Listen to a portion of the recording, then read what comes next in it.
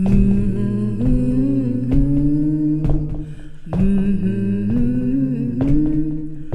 they closed down the mill and they closed down the mine. They said you can't work but pay your taxes on time. Got 3 little babies gonna starve to death or freeze. We started making white lightning, it was Grandpa's recipe. Run, rebel, run to no avail. Run, rebel, run to the Scott County Jail.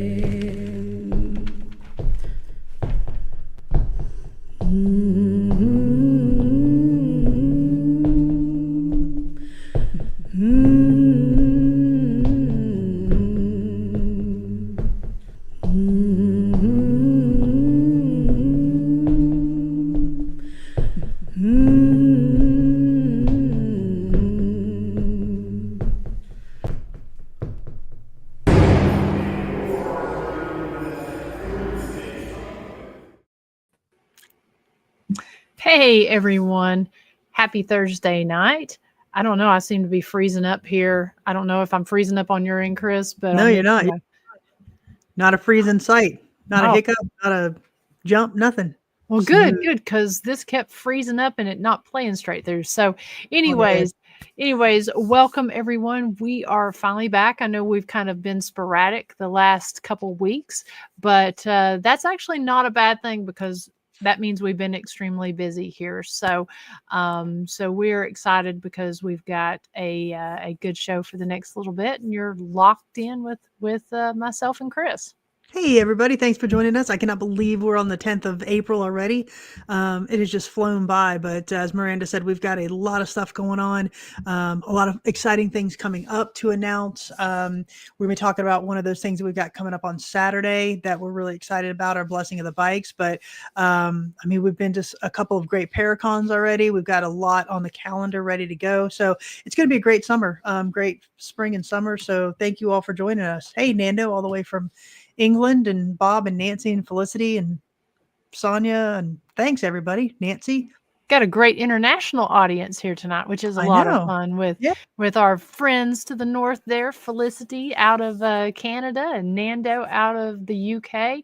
I mean, that's wonderful. And then of course our friends that are local in the US, but yes, so I mean, like I said, we apologize for being a little bit sporadic. We're working on getting some guests and getting that lined up. But I think we've been having some really good shows where we've been highlighting some of the different evidence that some of our other teams have captured. And I mean, I think we're going to have a lot to share over the next little bit because we have been booked solid with paranormal teams here that have been investigating. And I love that conversation that I have after their investigations are over with, because every single one of them have been sharing some pretty incredible things that they've encountered over the last little bit. Yeah. And, you know, what's really interesting is, I mean, we've had teams that are now coming back for the second, third, and fourth time. We had a team last weekend who was here for the fourth time. So, I mean, you're not going to keep going to a place and spending money if it's not something that is truly spectacular for you. So, I mean, that's just a testament to what the jail does and you know, how it interacts with our investigators. So, knock on wood, we've been on a really good roll lately. So we're really excited about that. So thank you for all the teams who have been here and all the teams who have booked so far. But one of the ways that we get the word out is to go to Paracons and conferences and conventions. So we had a great one a couple of weeks ago up in Bowling Green, Kentucky. I mean, this was just a lot of fun. It's a little bit different than what we typically do. It wasn't just a paranormal Paracon. It was a horror Paracon. So there's a lot of Michael Myers walking around, a lot of Freddy Krueger's walking around. There's some guys on stilts and gals on stilts. You know, there's our setup there with Ghost Biker and Soul Sisters and Historic Rugby After Dark and the Historic Scott County Jail. So it's just a lot of fun. A lot of our friends from Kentucky were there that we got to see from Octagon Hall. So they really put on a great convention here. It was at the Corvette Museum there in Bowling Greens. So when you stepped out, you got to see some really cool examples of some fine Corvette machinery there. So that was a lot of fun. So always good to see people out, and just we really had a good time with it. Yeah, they did such a cool job with that. And like you said, I mean, it was a little different than what we typically do on our conventions, but that's what we're able to reach such a great audience and such a wide audience with that, because hopefully all the people that we talk to, if they weren't interested in doing an investigation, they were definitely interested in coming for some of our day tours. So I hope they're able to come and see what we have to offer there with the jail and rugby. And we had quite a big setup too. We did. You mentioned with our own stuff with Soul Sisters and Ghost Biker, but also just we could spend all day just talking about the jail and rugby itself. So yeah, we had a lot going on our table. Yeah. It was a little obnoxious, but it was good. It's all good stuff. Obviously we're representing 4 entities, so to be able to get that all on 4 tables, but it was a blast. The people were great. The guests there were great. The vendors were just really fun. Several celebrities were there. It was cool to meet some of the people that played Jason and Freddy in some of the movies. There were a few others that were walking around. So it was just a great time. So we had a really good time. Go ahead. Yeah, no. I was going to say, and hats off to Chad Shepard for allowing us to be a part of that and for putting on such a good convention. I know we heard a lot of different compliments from people around that they were enjoying the event. And so, we had Chad on our show at the end of last year, and so he has his own interesting thing with his collection. So guys, go back and check out that episode that we had him on, and you can learn more about Chad and maybe even purchase some cool, morbid, and unique gifts for somebody. Yeah, there you go. That's a special interest right there. So yeah. Hey, who doesn't want a skull or a human femur or whatever? Hey, I'm in. Give to your beloved.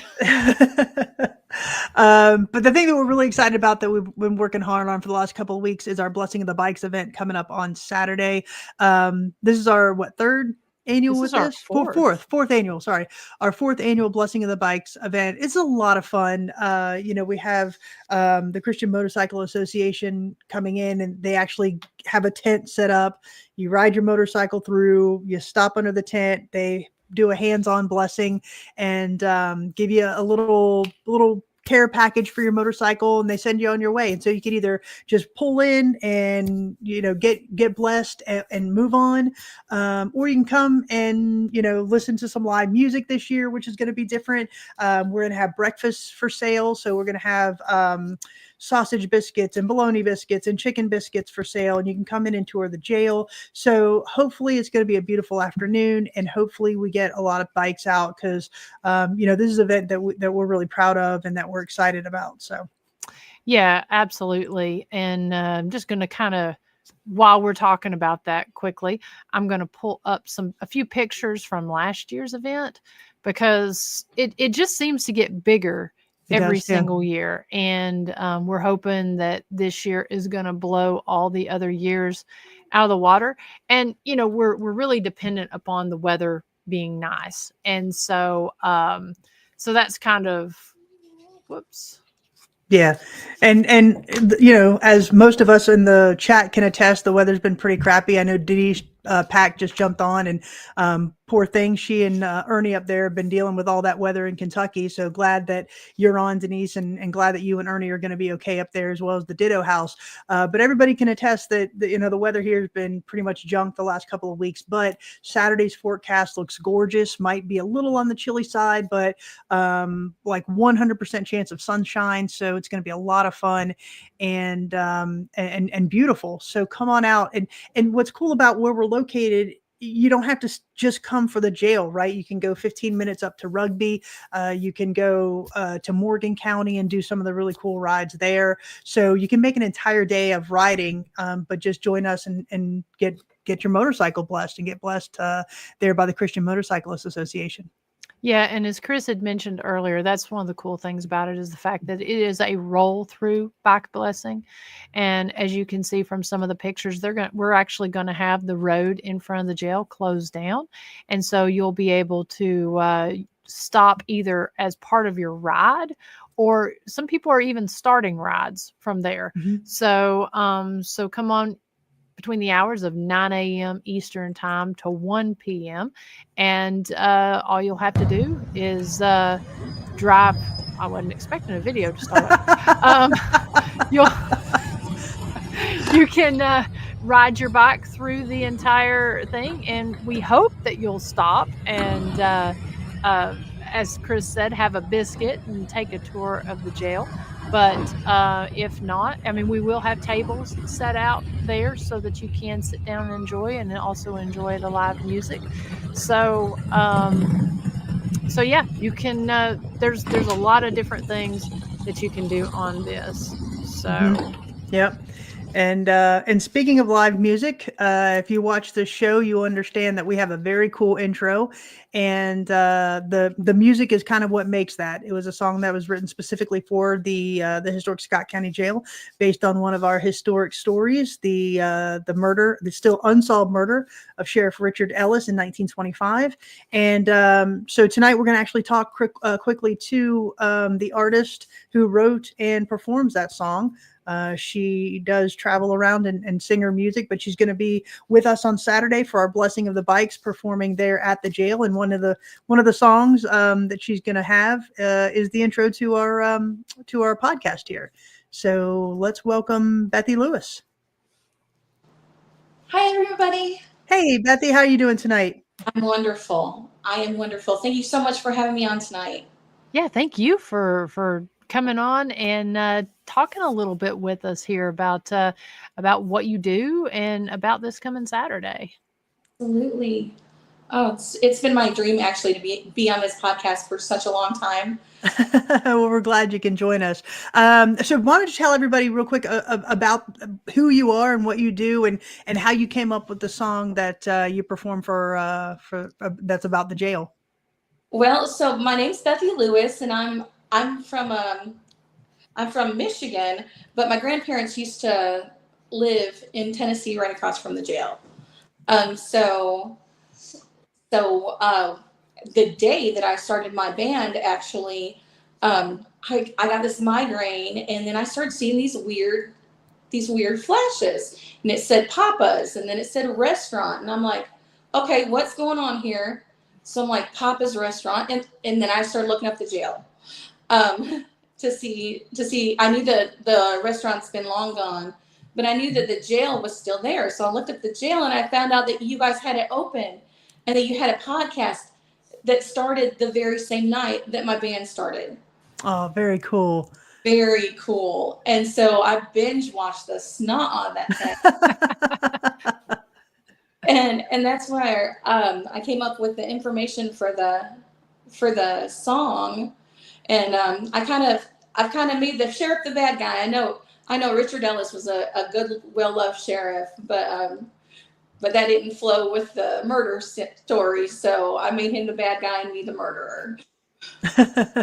So you just kind of used some of the historical components for the song. Now, obviously, you have other songs besides that one. So, where do you draw your information from, or your inspiration and stuff? Oh, it's from everywhere. I have this one song called "Love Was Just Around the Corner," and if you've not been to the jail, come this Saturday. But and I will gladly take you down and show you the very special places that are dear to my heart, that I wrote about my family joining together, even though we were all never there together because we lived in Michigan. My grandparents lived in Tennessee. We still all have the same memories. So that's where I got the inspiration for that one. I have another song called "Michigan My Home" that I wrote for my sister when she was in Guatemala. as a missionary, and I was ready for her to come home, and she wasn't yet. So I've been all of Michigan to get that in every county. Well, we've obviously been following you for a little bit, and I mean, just over the last year or so, you've been doing a lot of traveling. In fact, you're in Kentucky right now. You'll be with us on Saturday, but you do a lot of traveling with your band. I do. Well, I don't do it with the band so much because the band, I don't have our lead guitarist is no longer with the band because he is off being dad right now. Aww. So that's wonderful, and we're so excited for him. And then and my drummer has always been he's a special needs guy, so he when we play local, he plays with us. But it's hard for us to travel together because he's got needs that staying at home is better for. But so I'll be there. My little boy will be there, and he does a song with us too. He's and then if anybody has seen our Facebook page, he's on there all the time making he's obsessed with Dolly Parton, so he's making Dolly recipes for everybody. Oh, that's fantastic. That's fantastic. But didn't you try to get to every county in Michigan or something? Wasn't that your goal? I'm at 47. I have 83 altogether. So, wow. So I'm halfway there. Nicely done. And that's just been in the last year or so, right? Yeah. Yeah. The last year. Congratulations on that. Yeah, that's awesome. And I know you also play sometimes down here in Tennessee. And that's right. And you also usually stop whenever you're either passing through or when you're in and see us, which we're always glad to see you when you're in the area. Well, thank you. I just love that you guys have that open, and I love that that it's bringing so much interaction in Huntsville. I love that place. It's one of my favorite places in the world. So I'm so guys. Well, thank you for that. Go ahead, Maria. And I do want to mention Lisa. She talks about how she came last year and that they don't ride. We've had a couple people ask us about that, and so it's like you don't have to ride to come to the event. We like to think we got something for everybody. So come and sit down at one of our tables and listen to Bethi sing. Watch all the cool bikes come through. You may want to get you one after you see all these bikes, and get you some breakfast, and then come take a tour of the jail, because we will be doing both self-guided and guided tours throughout the entire day as well. So don't let not owning a bike stop you from coming out. Yeah. And we'll bless anybody if you need it. So you don't have to be on two wheels. You can be on 2 feet. That's right. I know sometimes we've had in the past, we've had bicycles come through. We've had ATVs come through. I know they have a special division for their ATVs there at Brimstone, but if you are watching and you're in town for the to ride at Brimstone, bring that ATV on over. I know those guys will bless it. And I do want to mention too, the Christian Motorcyclist Association Servants of Jesus group. This group is fantastic. They're coming out of, I believe it's the Jack Sparrow area. Yes. Yeah, they're coming out of the Jacksboro, Clinton area, and they have come with us every year. I know I met them for the first time when I was doing a ghost biker ride. We were getting ready to take off on the Devil's Triangle, and we were meeting up, and they just happened to be passing through. They stopped and they asked if they could bless our ride, and we've stayed in contact ever since. So we're really grateful and thankful that they're taking the time to come out and put this event on at our jail. It's just a great group of people. Mm-hmm, absolutely. And Bethi, you're going to be there from 11 to 1? 11 to 1. Yep. 11 to 1. So like Miranda said, come on out. If you're in the area, just come out and enjoy the day, because I think it's going to be beautiful. Yeah. And so in any last minute stuff you want to add, Bethi, what else do you have going on that you would like to promote if the folks can't see you on Saturday, but where's some other opportunities where they can see you coming up? Tomorrow night I'll be at Holla Holler in Irving, Kentucky at 7 p.m. And then tickets are available on my Facebook page at Eventbrite, I think. So I think that's it, Eventbrite. And then can you give us your Facebook page and your website and anything else you want to share? Well, I have a website. One day I'll focus on that. But my Facebook page is just Bethi Lewis Music or Bethi Lewis and the Electric Pineapple. If you search that, that should come up. Fingers crossed. I'm putting all this in. So yeah, so we'll share that with everybody. But we are really excited to have you on Saturday, Bethi. It's going to be really great to see you. I'm blessed with an ass. Thank you so much. All right, we'll share all that information. Randy, you got that? I'm keying that in there. Yep, that should be pulling up. Perfect. And so, yes, but thank you, Bethi, and we do appreciate you coming in. We're looking forward to seeing you and catching up on Saturday, and it's just going to be a great time. So yeah, and good luck on your shows there in Kentucky. Thank you. All right, good night. Night. So if you're in the chat room, go ahead and go to that Bethi Lewis and the Electric Pineapple or Bethi Lewis Music, and please just like and follow, because she's got a lot of cool stuff going on. Yeah, absolutely. It's going to be fun to include music this year. I think so. That and, breakfast. And I think it's just going to be a really cool event all the way around. But one of the things that we wanted to do tonight, after we talked to Bethi, is kind of segue into music, keeping with our music theme for tonight. Miranda and I were talking, and we've had so many investigators at the jail. And one of the things that we routinely use and recommend to use at the jail is music as a trigger item. So we got to talking about different investigations that we've done that includes music as a trigger item. So we're going to talk about that for just a minute. And if you guys have any comments in the comment section, please go ahead and put them on there. Tell us what your thoughts are about using music as a trigger item, why you think it's so successful. Do you use it, or do you shy away from it? But I know at the jail we use it. Soul Sisters Paranormals uses it. Miranda on Ghost Biker Explorations uses it. And to me, it's just one of the tools that, we've always had in our repertoire of techniques that we try at any location, and I think it's a lot of fun. Oh, absolutely. And just to see the different types of music or the different types of sounds and how that affects, and then being able to go back and see how other people have used it and getting the same or similar responses. It's really, to me, it's really a quite incredible study. Mm-hmm. No, I agree. And, I think the one thing that's so fascinating about it to me is, music, kind of like scent, right? It's one of those things that transcends time. If you smell a rose in 1800, it's going to smell like a rose that you smell in 2025. If you hear a piece of Mozart music as he performed it, in the 1700s, it's going to sound the exact same as it's played today. So I think it's one of those things that to me is so fascinating, because there are so many different types of music, and any location that you go to, you can probably find a piece of music that would resonate for the spirits that are in that location. I know when we were at the Ma Barker house, we would use 1920, big band music, because that's what will be playing there.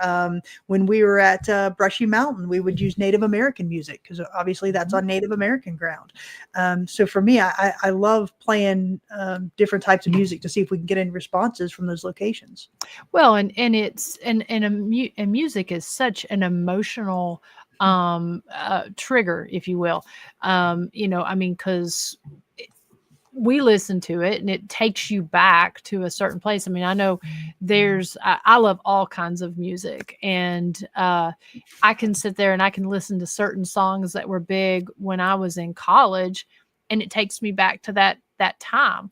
Mm-hmm. Or it can be something that stirs that emotion if it was a mixtape from a guy I was dating or something, and you just get that nice warm love feeling in your gut. But I can totally see where if we're trying to stir an emotion or talk to someone that may not necessarily speak the same language and languages in time, it's something that's easily identifiable. Mm-hmm. And that brings up another good point that just came to me. Music is such a memory as well. I can't remember really what I did yesterday, but I can sing you the legume song that Mr. Thompson taught us in 7th grade science. I can sing you like every verse of that song. I can sing you the Mama Took Her Baby song that we learned in kindergarten. I can sing you the whole ABC song there, and maybe that's a trigger because it's a memory. For us at the jail, I know we play Amazing Grace a lot, and that I think is why we get Richard Ellis, the subject of Bethi Lewis's song. I think that's why we get him a lot, because that would be something that would resonate with him. That would be a memory for him as a spirit. And maybe that's the reason why it actually, to your point, really evokes that memory, whether we're here physically or not. Absolutely. And it's all kinds of music. I mean, there's certain, it's funny to me. So, we always tell the story that before we really started investigating there in the jail, Chris and I spent a lot of time talking to the spirits and telling them what we were going to be doing, because we're essentially moving into their home and opening it up and having another use for it. And so we decided that when we were up in the women's cell area, we started saying like, hey, playing music really before we even started investigating there to see if it would trigger anything. Mm-hmm. And we were able to find tried and true songs that work almost every single time. And it sort of created a base level to where we knew we could play this, but then we started learning more about these spirits. And it always seems like certain spirits react more to certain songs, which could, in like what you were just talking about, could have to do with that memory, that not muscle memory, but music memory. I think that, and it's always fun. This past week we had a tour. We had a large group. It was a sold out tour. And one of the ladies that was on the tour, she always talks about how she spent a night in there. She was arrested twice in one night, and for fighting. And so we were sitting there, and she suggested a certain song to play. It was one we had not played. She's like, I ran down the list of certain songs we always play, and she was like, play some AC/DC, some Highway to Hell. And so it's like, all right. And as soon as we started playing it, I mean, it was like it was going to the beat. It's like, now you're talking. And so it's always fun whenever our tour guests play DJ and to see if something reacts, because there's been times where it'll be such a quiet night, nothing happening, play certain songs, nothing happens. But our spirits have got to the point to where when we start calling out the songs, being like, do you want to hear this? Do you want to hear that? They'll let you know, out of, say, the 5 songs that we play, they'll let you know the song they want to hear. It's pretty incredible. Yeah, absolutely. Yeah, Nancy, Copperhead Roads. And if you could pull up Felicity's comment here as well. Yeah. The BBC released over 10,000 sound effects, which have proved very successful, especially bringing out the 2 toms. Even the 3rd tom approves of the trigger sound effects. And that's another thing. We're going to have an example here in just a second. But sound effects from the time period could be very instrumental as well. And we'll show you that here in a minute. And I don't know if Denise Pack is still on, but I'd love to hear if she plays anything at the Ditto House, if she and Ernie have come up with something that they would play that would bring some type of energy out in the Ditto House, or anybody else that owns a location or is associated with a location. What do you play at your location, or do you, that gets some responses, paranormal responses? I'd love to hear some of those comments on that. But I mean, to your point, I think we've got a couple of things that a couple of clips that we'd like to share, just to kind of give you an example of what we're talking about. Yeah. And one of the things that kind of comes up in my mind, it's not a clip we're going to play, but talking about that memory and also sound effects and music. It's not exactly music, but when you all went and played the Days of Our Lives video there at at West Virginia State. West Virginia State, yeah. Yeah. And that, I mean, that was just something that just kind of came to me. I do believe we were the first to do that, but thank you for recognizing that. Just for those who don't know, we're at the West Virginia State Penitentiary, and one of the spirits there, his name was Red Snyder, very bad guy. He was in solitary confinement for murdering at least 4 people, members of his family. And when he was in solitary confinement, while he was alive, he had 2 vices. He loved tobacco and he loved watching Days of Our Lives. So what we did is we actually downloaded an episode of Days of Our Lives onto a laptop and stuck it in his cell and said, "This is for you." And we let the episode run while we went and did something else. And when we came back into the cell, I said, "Did you see the stuff that we had left you?" And we got an audible thank you, a male voice thank you. So to your point, just something like that brings back that memory that, they can resonate with. So even though we're years removed from when he was actually killed in the jail cell there, that was still something that would bring him back to that moment in his life, in his time. Was it when Marlena was possessed by the demon?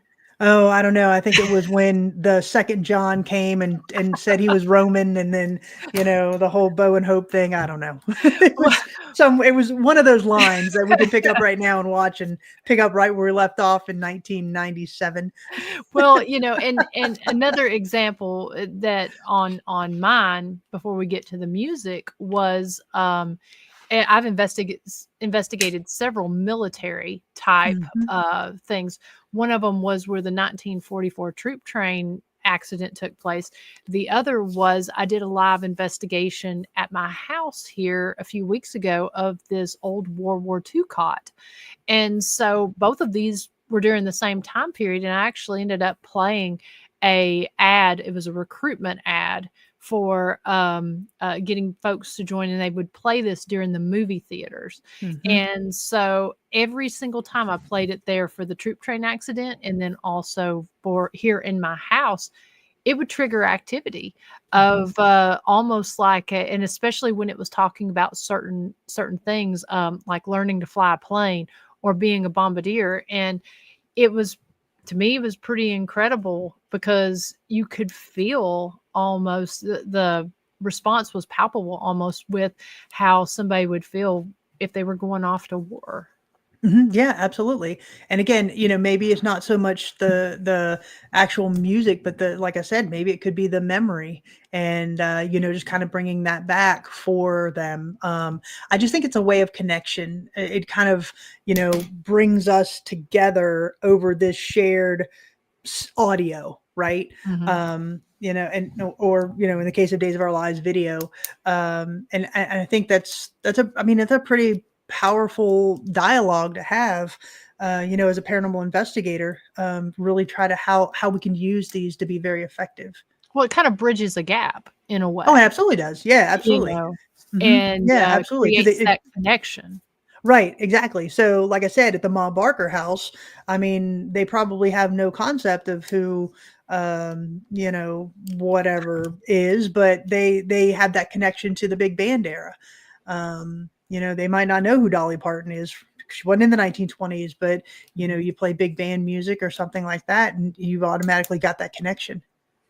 I can remember when one of my first, I don't want to say ghost hunting experiences as a investigator was actually out at the Stanley Hotel on one of their ghost walks. And it was interesting because they would do this little session where you would stop in one of the rooms and they would give you like one of those little dum-dum suckers, and you could put it in your hand. And there was certain spirits that they play music, and the dum-dum would raise up on some people's hands. And I'll never forget when we were in there, there was a female spirit in there. And of course, you're talking about early 1900s that the spirit was from, but apparently she liked Justin Bieber. And that was an example to me of, it's like, makes you wonder, does the Spirit's musical does their likes change? I thought that was kind of interesting because there was two types. They could play music from that time period, but if they played Justin Bieber, they would get responses from this little girl. And sure enough, there was a couple people on the tour. That sucker stood straight up in their hand when they were playing. And I don't know, it makes you wonder, can they be influenced like that? I mean, part of me thinks so. I mean, if you're in a location and you see time, kind of go past while you're still in this location, even though you're a spirit, I think you can be influenced by that. I mean, in my mind, you would be. It was interesting. And if you go to Soul Sisters Paranormal, the Facebook page there, I was doing just a quick investigation there at Rugby. And I had the tripwire out, and I said, I really wanted to see if they had a concept of time. And, where you're at right now, do you have a concept of time? And the tripwire went crazy. And I said, can you go backwards in time? Tripwire goes crazy. Can you go forward in time? Tripwire goes crazy. And so, I mean, if you've got the ability to understand time, the concept of time as a spirit, and you can move according to them forward and backwards in time, then I guess you would be influenced. So, I mean, Yeah, I mean, it would, I mean, because I would be interested if we were somewhere investigating where some of the great classical music composers were, and you were essentially going to play, if you were there with Beethoven and you were going to play some Beethoven or some Mozart, just playing, some rap or some, just that auto-tuned music today to see what kind of response that would invoke. I don't know. It's kind of fascinating to me. That's sort of like the building blocks of music at that time, and then how it, kind of progressed. Oh yeah. I mean, music was very instrumental, pardon the pun, there during that time. I mean, Handel wrote water music so he could go back and forth on the River Thames there and play for the king and all that. So, no, I think music is, there you go, Bob. Bob said it.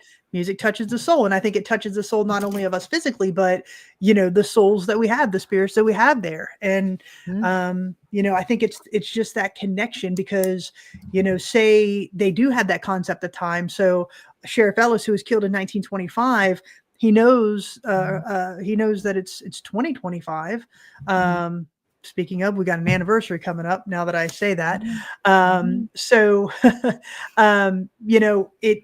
it's one of those where even though he sees we're in 2025 and he's got all these musical genres that have usurped what he used to know, I think playing Amazing Grace brings it back to him that that's my time. That's when I was there. That's important to me. That song is important to me. Well, I know one thing I want to bring up before we play some of these clips. I'll never forget, because this was early on in the process when we were doing this, and we really were only playing Amazing Grace for like the first year and a half, and then we kind of branched out with some other music. But they're very, very fond of the Pentatonics version of Amazing Grace, and I'll never forget when we had Bridget, Jill, and Karen on our flashlight tour. It was really kind of our first experience with them. And we were given the tour. We got upstairs and we were getting ready to play our music. We had the K2s, the flashlights, we had all of that sitting up there on the upper floor there. And we were getting ready to key it up. And before we could even get the music keyed up, these three ladies bust out into 3-part harmony of Amazing Grace. And when I say this is the kind that gives you chills and brings tears to your eyes, it was so beautiful when they sang it. And the K2s and the flashlights started reacting the exact same way with just singing and not playing. People can say, electronics affect whatever. there was no electronics. There was no electronics on. Yeah. No. And I'll never forget that. And I know I always tell teams, it's like, if there's somebody that sings or plays an instrument, bring that to the jail, because that tends to trigger that activity. And this was a perfect example. I wished so much that I had a body recorder recording. on that day. Yeah. Because it was haunting, for lack of a better term. Yeah, absolutely. Absolutely. So, but okay, I just wanted to make sure to mention that, because it's not just playing music, but it's also somebody singing it. And, I don't know if this happens on your tours or not, but when you have a group, sometimes before you even start to play, they'll break out into song. Oh yeah. Yeah, absolutely. Cause whether it be like Amazing Grace or Happy Birthday or something like that. Yeah. I saw Beth Allen jump on. Beth Allen is associated with Octagon Hall there in Kentucky. Beth, if you have any examples of music that y'all play at Octagon Hall, what's that time frame? What do you play something from the Civil War or the 1920s or the 1900s or something like that? Have you guys found anything there that is a trigger song or a trigger music that you recommend that investigators play there? Because I'm trying to ask everybody that I know over here. I know Leanne Eskew is associated with the Bell Witch. What do you play at the Bell Witch? If you do you play anything there? I preach it. Right. There you go. Because it'd be interesting to see, and Felicity already told us, sounds, but what do you play things that are specific to your location or that could be specific to your location? Yeah, there you go. We do play Civil War era music. It ramps up the activity. Yep. And so that's what I would go ahead. Yeah, no, I was just going to say, I've used Civil War music there, and I've found if you play Union-based songs, it has a much different reaction than if you play Confederate, Dixieland or anything that's Confederate-based. It has different reactions. It's pretty wild. Yeah, absolutely. So thank you for that, Beth. I appreciate it. Yeah, so let's play a couple clips here. I know we've got some different ones that we were kind of talking about. And do you want to set yours up, or would you prefer that I play it and then you talk about it? Which one are you playing first? I don't have a label on yours. I have like 6COB1. Okay. All right. So I'll just talk about both of them real quick. The first one, you and Jenny are sitting at a table. Okay, so this is unreleased Soul Sisters paranormal footage. It has not yet been released. You'll be witnessing for the first time. But Jenny and I were up at Madison Seminary a year ago, and it was just she and I. And they had told us that there used to be it used to be an old folks home at one point in its history, and so that military veterans would be housed in this location. And so we sat in the kitchen or little dining room there off of the kitchen area. And we just started playing the different branches songs, right? Air Force, Army, Navy, Marines. And we got to the Air Force one and we had played clips of the other ones. The Air Force was the last one. And so we were just playing clips of these, not the full songs. And we had just started the Air Force one, and this bam, it sounded like somebody kicked in a door. Now it doesn't translate really loud on this. I have it on a voice recorder. This is just the audio from the phone that was recording, the camera phone. But it's pretty wild. I mean, it vibrated through the building. It was so loud. And we think that was in response to the Air Force song. All right, we'll play it, and then I'll play it through twice. Okay.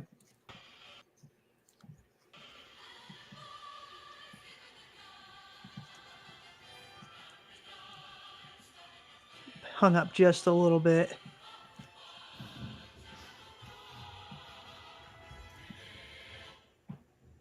So the video stopped. Okay. We just heard the audio. Yeah, that was weird. Like I said, I'm having some weird delay. Let's see.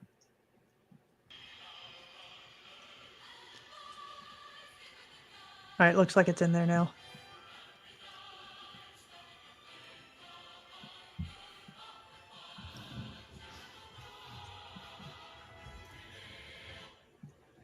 No, it froze. Well, maybe we won't see never seen before. Do you want to pull it up from yours? Let's go to yours real quick, and I'll pull this up. Let me grab it real quick. I may be having some problems, but I will definitely. Okay, what do I do? Share the screen? Yes. Let's see. It will give me, if you hit share.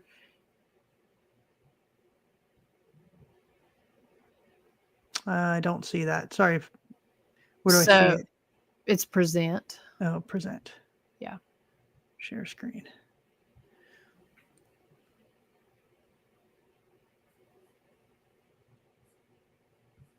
Okay. Window.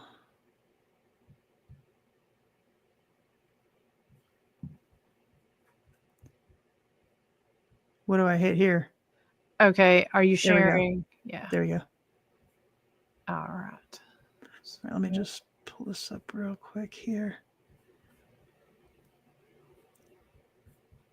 Okay, let me know whenever you're ready. I got this on full screen here. Okay. Do you see it? I see your screen. Let's see here. Sorry, guys. Hold on. Whoa. Hold on. Yeah. What did I do? Stop that. Speaking of time warps. Yeah. So what you'll do is you'll do, I think it's under file. Let's see here. Does it give you when you hit present? Does it? Here we go. I got it. There we go. All right. Here we go. All right, you see that? Yep. Okay.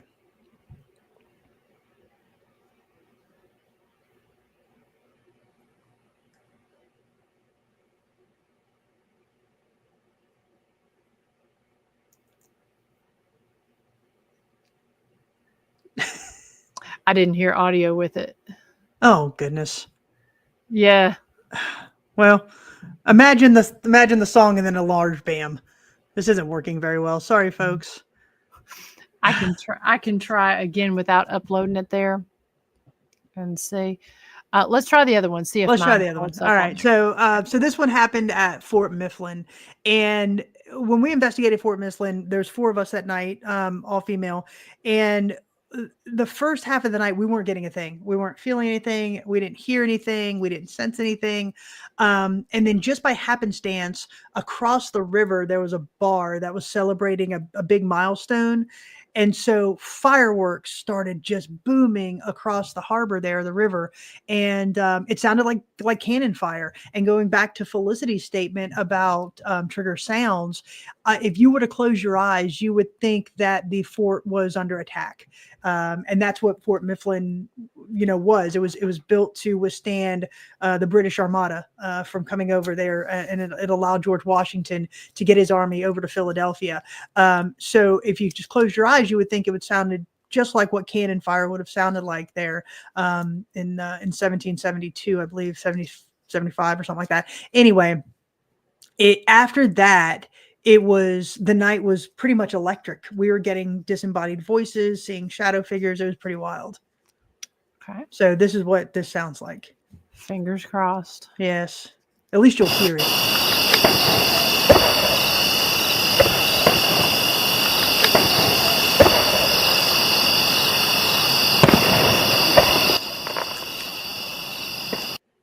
So did you hear it? I did. At least. Okay, so at least you could hear it. So, I mean, that's kind of what we did. We just kind of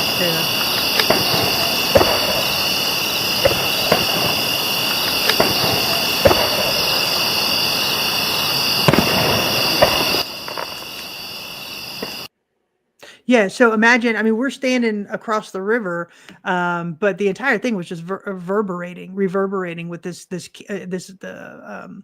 the fireworks. So you can just imagine what it would have sounded like on a larger scale under attack. And I think because we heard that, another thing that we did that night is we had 6 walkie-talkies, and we deployed 5 of them in the different casemates, and then we stood in the middle of the fort with the 6th one, and we started playing drum beats that you would hear in the Revolutionary War. So different things, different drum sounds represented different things. And one of those was execution, because they did have somebody who was executed there in the fort. And again, we got some, during that time, we were getting things in the casemates, which was kind of interesting. Yeah. I mean, I can see where that would totally, because that's not just going to be, not going to be sound, but that's going to be probably like audio vibrations that that they could be picking up on too. Yeah. So those are just a couple of interesting examples from me. Go for Ghost Biker. All right. So this next one that I'm going to attempt to play, because again, I apologize for the delay. I guess it's my connectivity when I'm pulling stuff up. But this was actually an investigation that I did with Soul Sisters Paranormal. It was when you guys had your larger team. And I had my camera guy, Josh, following us along. We spent the night there at Brushy Mountain. And it was really cool because we were over in the auditorium and we had been trying some different things. What you're going to see is we had a one of those glow in the dark balloons set up, as well as the SLS camera. We had several different things going on. We had just played The Great Pretender by the Platters, and then this really cool thing happened. So let me get this keyed up here. I have a feeling it's going to lag considering I'm playing it from the screen, but we'll see what happens. So let me get that pulled up there.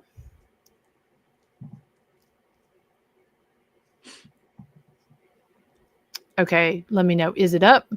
It's up. Yep. Okay.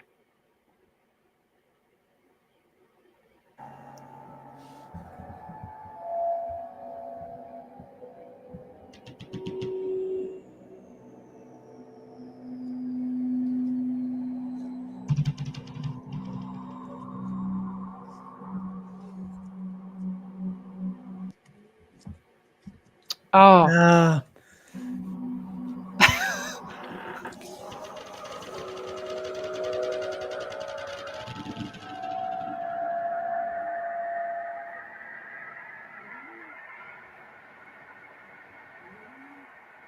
Okay, guys, we're in the gymnasium here. We've got different things. They've got balls moving in here. Last time I was in here, I got a really good EVP session. We're setting up some tools and see if we can get them maybe play ball with us. I went a little too far back. Yeah, that's okay. All right, this is the gymnasium. So let's play. Yep, lots of things to play with.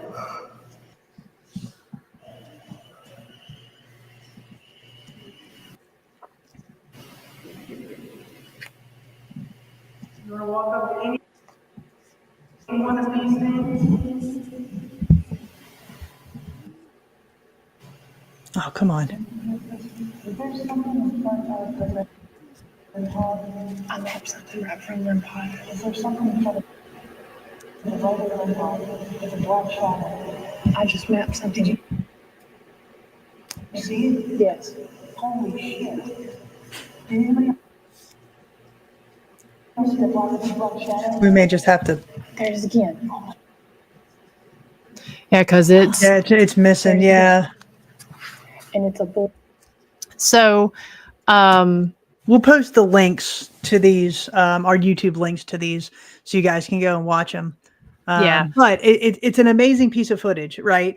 So if you haven't watched that episode, go to Ghost Biker Explorations and watch it. But you actually see a shadow figure. It walks in front of that REM pod and it cuts it completely off. You see it just go through the light. So, and to Miranda's point, we had just played the Platters, because you had gotten that off. No, it had just come to me. I was standing there and I asked, we were using the Ovilus, and right. I asked I said, is there I usually know most kinds of music, but I'd never heard of the Platters before. And so I said, is there a band called the Platters and or something with the Platters? And I think it was either you and Jenny or you and Kim were talking and was like, yeah, they're a band. And we were trying to think of songs, and The Great Pretender was the one that came to mind, not my mind, but to y'all's mind. And so we played it, which kind of makes sense when you think about it, that it was somebody that was pretending to be somebody else. Yeah. And, No, it's a great piece of video. Yeah. So I'm not going to attempt to play the PRGI video, just because it's going to lag.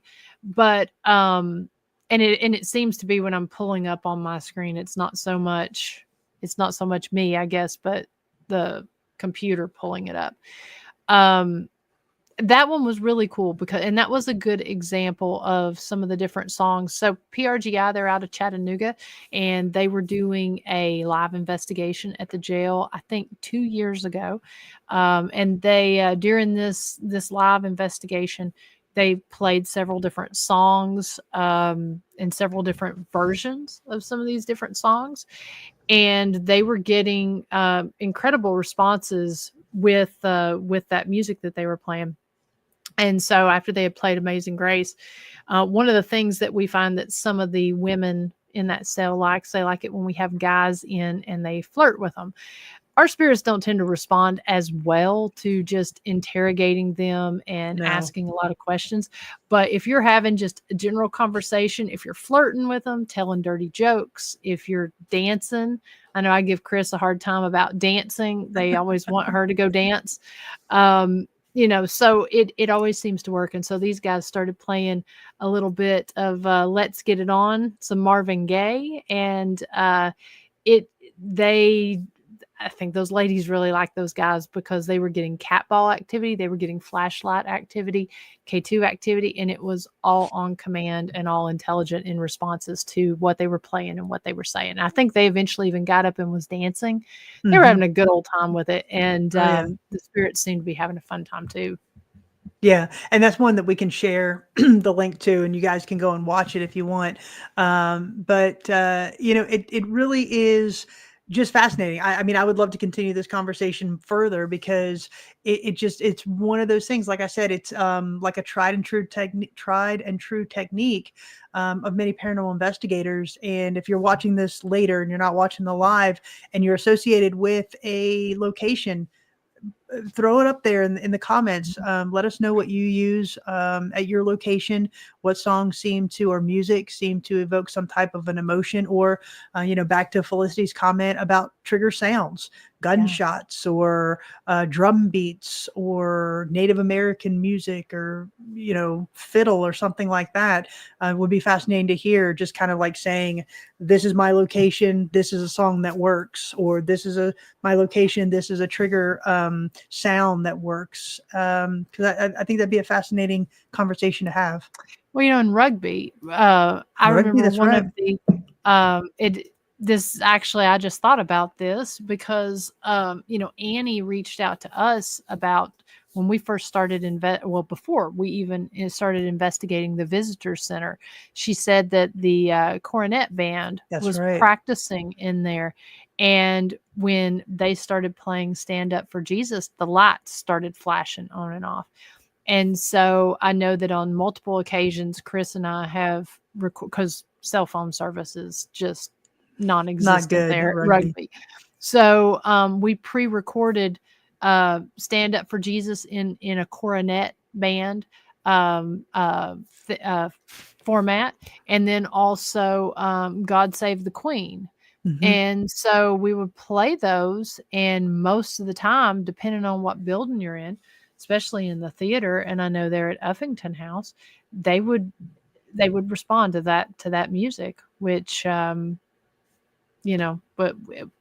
I think is really cool. Yeah, no, I think so too. Obviously, it was a British colony, and playing those songs that they'd be familiar with. Mhm. We play Christmas music and such that they would Yeah. have played back in 1880, 1882, that they would have known in England. And so I think that's again a really cool example of really trying to connect to the past through present music. What was it? Elton John, "The Bitch Is Back" was, Oh, that's right. I forgot about that. yes, I forgot yes, about that. Yeah, there was one Danielle. of the yeah, there's one of the docents there that she was doing some painting in one of the houses, so she just had her playlist running, and, apparently when she played Elton John's "The Bitch Is Back," she was it was kinda well known that, made it known that they wasn't very fond of that song, so I think something like her paint tray or paintbrush tray or something got kicked over. And then they had to Um shut her iPod down. Yep. Got Shelly over here in the chair. What is she doing? She's cleaning her paws. Oh, I thought she was eating something. No, well, her nails. Oh. She's cleaning. But it drew my attention. I'm sorry. Yeah, so you never know what's gonna be a trigger song or a trigger sound. Felicity says we're investigating on the anniversary of the jailer's wife who died by fire inside the jail corridor in 1834. Any idea of trigger effects, please? If anybody has any trigger ideas for Felicity, go ahead and put them in the comments because that'd be kind of interesting to see if anybody has anything fun that she could use. Yeah. If it didn't, you might try a fog machine. Oh yeah, fog machine. I was going to say a smoke bomb, but that's too smelly, but definitely try a fog machine if you can. Yeah. If you've got smoke detectors, it might set it off, but a fog machine could be kind of interesting. Mhm. The sound of a fire crackling could be kind of morbid, but Well, no, I tell you, we did that up at Revenant Acres. We were actually using lit candles, and we found that one of the farmers' wives and child had they responded to us that they had died in a fire, and we got some interesting responses when we started using candles, which a lot of places don't let you use candles or open flame, but we had that opportunity to do that, and we nearly had one of them get blown out. Wow. Yeah, it was pretty wild. And feel better, Bob. Oh, sorry, Bob. We always appreciate you tuning in. Bob's one that's here every single week. So stay safe in this weather, and hope you get to feeling better really, really quickly. And thank you, D Hoot, for tuning in here. We would always love to have you come to one of our events, but definitely understand. Know you live all the way out in Texas, so but thanks for all of your support with it. Absolutely. Odie's that's interesting. We know the songs they sung at the Logston execution. Yeah, so this is a fascinating story. Soon, Odie will be releasing a book on an execution in the county over from ours. Fentress. Yeah, Fentress County, and we're gonna hopefully sell it here in the gift shop, along with our current other book that Odie wrote on the lynching of Jerome Boyd and Harvey Winchester in 1933. But he's working on this book. It's going to be fascinating. But apparently, they sung a song at Calvin Logston's execution. Can't wait to hear what that song is. Was that common? And this is a question for Odie or you. I mean, was that kind of common? I know they would do prayer or they would last words or anything like that, but was it common to sing a song or sing a hymn at an execution? I don't know. I mean, the only thing that I think maybe it happened, but I think there's like over in England or whatever, they would play a certain drum cadence. That's why we played it at Fort Mifflin, because the Revolutionary War or the Revolutionary Army, they hung the guy and they played the drum cadence there at his execution. That's the only thing I know. Yeah, pretty much. That's pretty morbid. It's just like, yeah. Awful. Well, I guess that's no different than, I mean, like when Barry Bowling was hung there at the jail when or not Barry Bowling, I'm sorry, whenever the sanction execution was done there at the jail, and the women and children and the families would pack up their lunches and come after church to have their lunch and go to the hanging. Yeah. So maybe they did sing a hymn or something. I would, I'd hope maybe somebody would have sung a hymn, but I don't know. But I guess Odie knows the song, so it'll be interesting to read his book and figure out what that song is. Yeah, that's really cool. But let me actually minimize this stuff here that was got to pull up. That was a fun conversation. Yeah, and I love getting everyone's opinion, and we would have kind of given a little bit more notice on that conversation. We were actually supposed to be on a podcast tonight during this time. However, the host had a family emergency come up, and so we last minute, thanks Bethi Lewis for taking time. I know she's traveling. Thank you to her for taking the time to come on and talk about this coming event and talking about her song and her band. And then also for, you having this conversation with me on this, because I think it would be cool to have if there's anyone in the chat room there that's if we ever do this again, that we could pull them up, and let them share their story of their trigger item or their story that they have. Let's see. Looks like we got some responses here. Robert Goad says sometimes preachers preached at hangings. Yeah.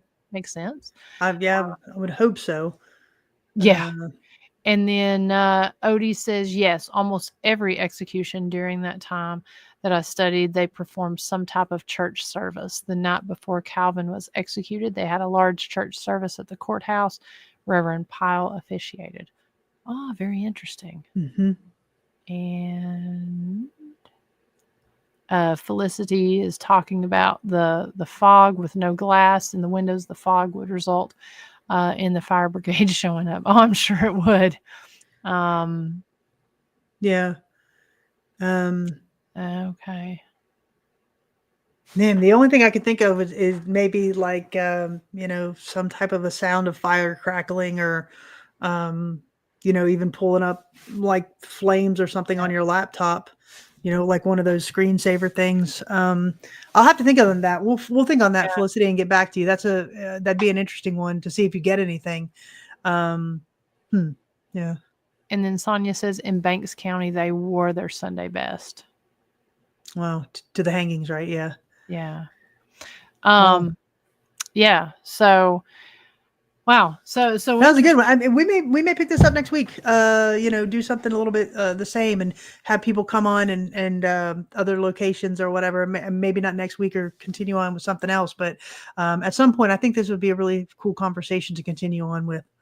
Oh, absolutely. And hopefully we won't have we can get the clips all downloaded and stuff. Yeah, interference that way. Because like I said, this was kind of a last minute thing, but that's always a question that we're asked when people come to the jail, or at least I know that I'm asked. People are always wondering what type of trigger items work really well. And some people go so far as to pre-download songs. We always tell them, I mean, there's a variety. And then, of course, you're helping us tell the stories. So what you try what we've tried, but try some of your own and let us know, because who knows, you might know something that will trigger up more than we've had so far. So, so it's always fascinating and definitely a fun conversation.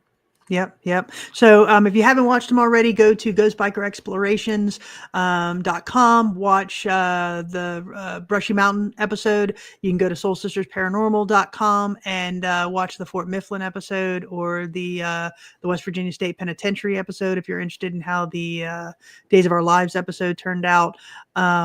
But please remember, we do have the Blessing of the Bikes on Saturday.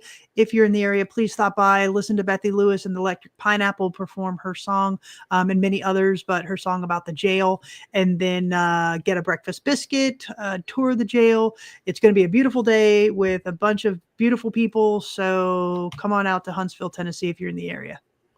Yes. So like I said, I don't know why everything is is dragging when I pull stuff up.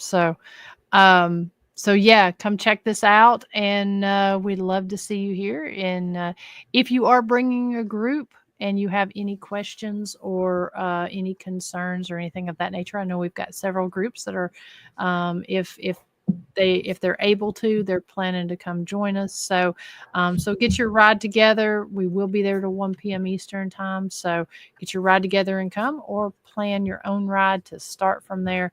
But if you have any questions, just feel free to call the number on the screen there, and we'll be happy to help you. All right, to everybody in the chat room, thank you so much. You are amazing. Thank you for all your support and comments and just interaction with us. We really appreciate it. Hey, Lynn jumped on. Hi from Winter Park, Florida. When are you coming back, Lynn? We need to get you back up here to Scott County. Got a lot of things going on.